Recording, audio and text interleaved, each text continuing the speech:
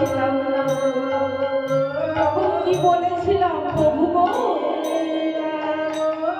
আমি এই কঠোর জ্বালায় সইতে পারছি না, তুমি আমাকে ধরা ধামে পাঠাও। তবু আমি ধরা ধামে গিয়ে সর্বদাই তোমার নাম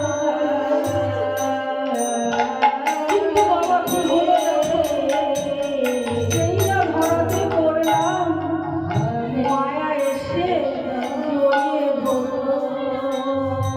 মায়ার বশ হয়ে আমরা সেই বলা কথা ভুলে গেলাম। আমার করে এই সংসারকে আপন করে নিলাম।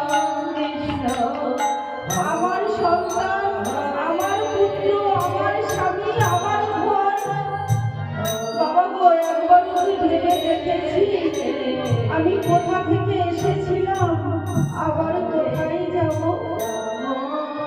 আমার সঙ্গে কি কিছু দেবে গো মা?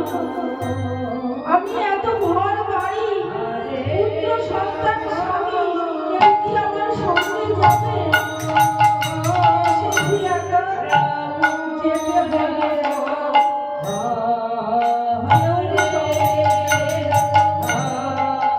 কিন্তু কি করলাম গো? আমি যখন এসেছিলাম তখন আমার ভাগ্যটা পূর্ণ করে দিয়ে এসেছিলাম। না বাবা, যখন প্রভু আমাকে ধরাতে পাঠান তখন আমার ভাগ্যটা পূর্ণ করে পাঠিয়েছিলেন। কিন্তু এই মালা মায়া খেলা খেলতে খেলতে আমার ভাগ্য তো খালি হয়ে গেছে। যখনই যাব কি নিয়ে যাব সঙ্গে করে? আমার ভাগ্য তো খালি, যাবার সময় কি নিয়ে যাব? তাই বললেন, যাওয়ার সময় যদি চিন্তা করো, সব কিছু ছেড়ে দিয়ে শুধু নয়ন জল পরিষ্কার করে মা কৃষ্ণ বলে রাখো, নিতাই গৌর হরি বল। হরে কৃষ্ণ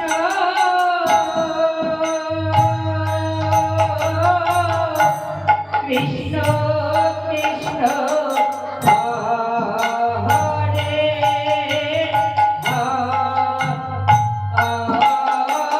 রাম হরে রাম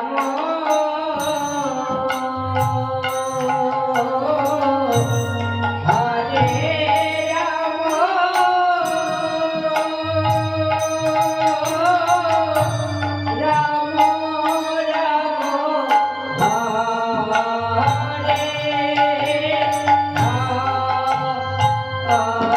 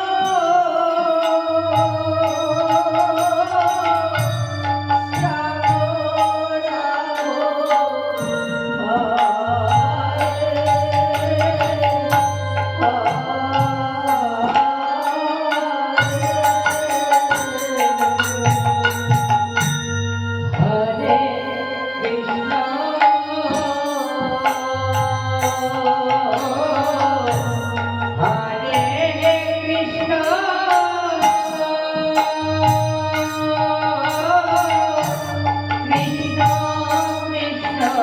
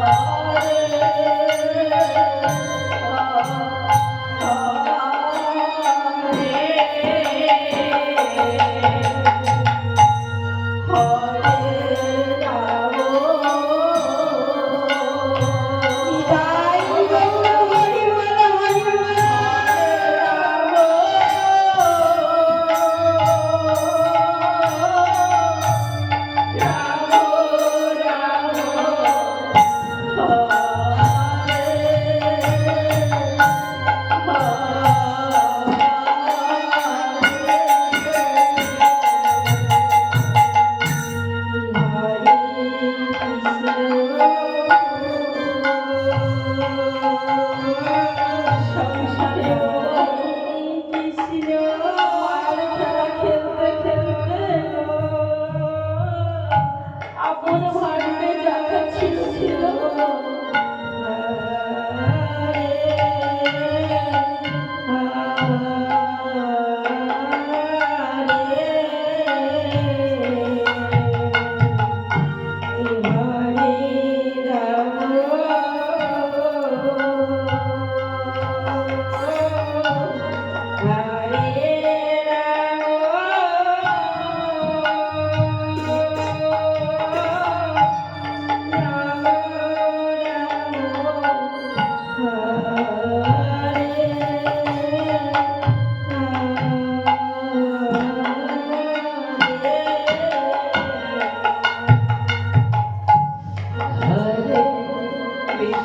যা কিছু ছিল সবটুকু শেষ করে ফেলেছি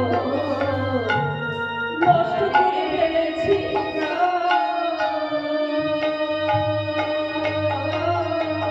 এখন শুধু কৃষ্ণ নাম হরি নাম ছাড়া এই কলিহত জীবের আর গতি নাই গো। দেখো বাবা, যদি আমার পুত্রের কোনো শরীর খারাপ হয় শোনা মাত্র নৌলে জল এসে যায়। আমার আত্মীয়র কিছু হয়েছে শোনা মাত্র নৌলে জল এসে যায়। কিন্তু যিনি আমাকে ভব সাগর পার করে এই ধরাতে পাঠিয়েছে তার যে আমি কতদিন দর্শন করি নাই সেটা ভেবে তো জল আসে না। ওই কৃষ্ণ নাম করতে করতে তো নয়নে জল আসে না। তাহলে আমাদের এই দেহটা এই ভাগ্যটা সম্পূর্ণ পাপে পরিপূর্ণ হয়ে আছে গো।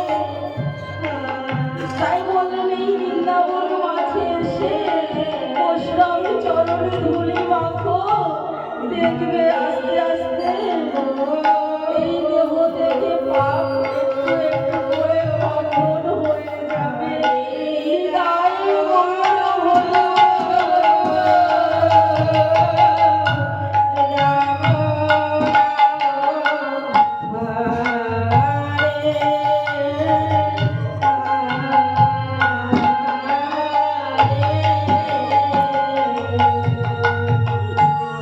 হরে কৃষ্ণ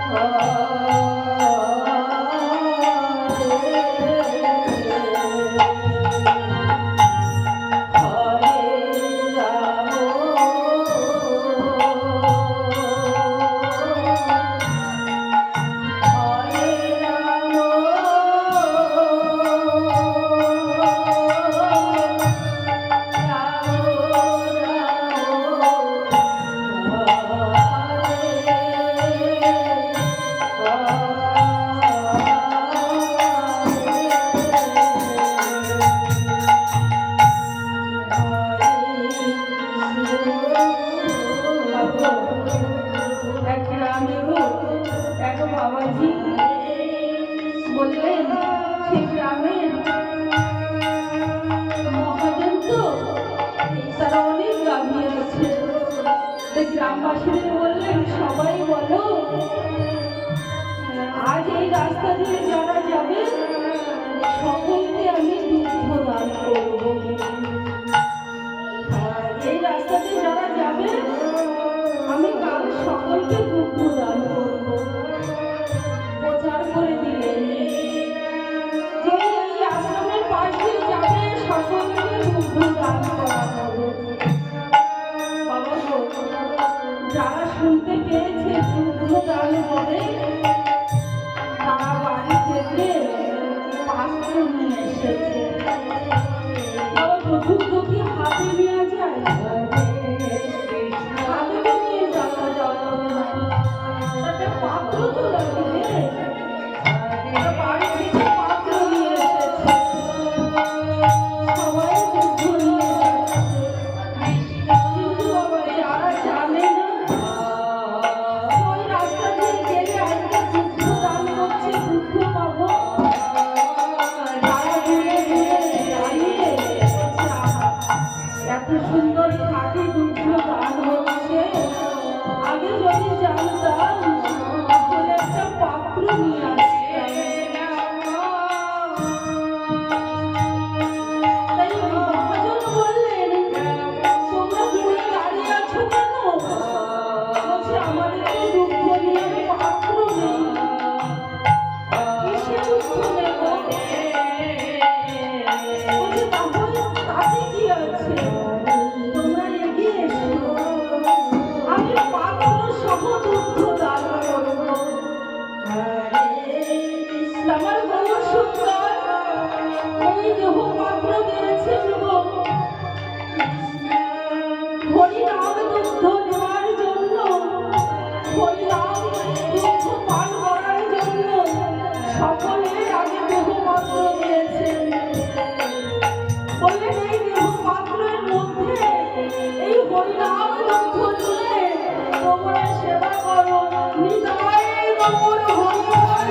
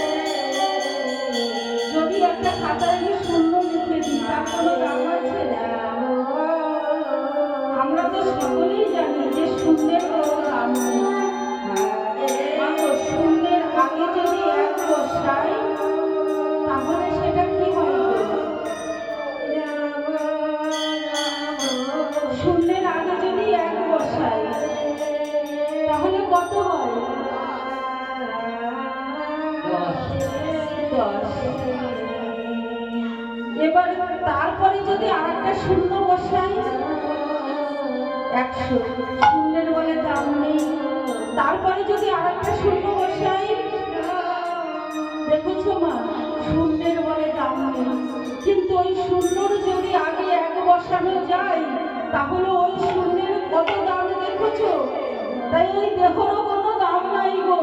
দেহের আগে যদি গোবিন্দকে 1 রূপে বসানো যায়, তাহলে পরে এই দেহেরও অনেক দাম।